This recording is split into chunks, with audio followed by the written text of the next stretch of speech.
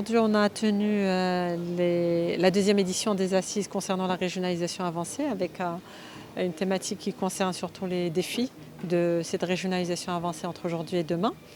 Alors, cette séance d'ouverture a fait l'objet d'une lettre royale qui a donné les grandes lignes, la vérité, à la fois de ce qu'on devrait faire ces deux prochains jours, mais aussi la feuille de route de la régionalisation avancée.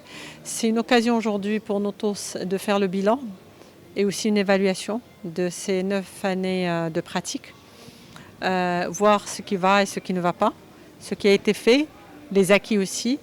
C'est aussi une occasion de discuter de tous les défis, notamment le rôle des régions, et donc la reprécision des compétences des régions, mais aussi le financement, l'attractivité territoriale, la déconcentration et la charte de la déconcentration, l'impact des facteurs externes comme le changement climatique et comment est-ce que les régions pourraient avoir une certaine flexibilité dans leur agenda pour justement s'adapter aux différents facteurs externes.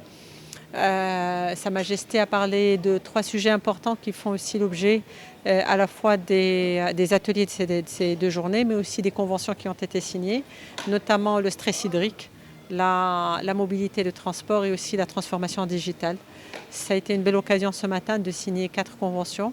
Une qui concerne le stress hydrique avec une contribution financière des régions aux alentours de 10 milliards de dirhams. Une autre qui concerne justement le transport et la mobilité avec une contribution des régions de 3 milliards de dirhams. Et une troisième qui concerne la gestion des déchets avec une contribution de 2,7 milliards de dirhams des régions. Plus bien entendu une convention cadre qui concerne l'accélération de la mise en place du processus de régionalisation avec tous les éléments qui sont dedans, la déconcentration, le financement et tout le reste.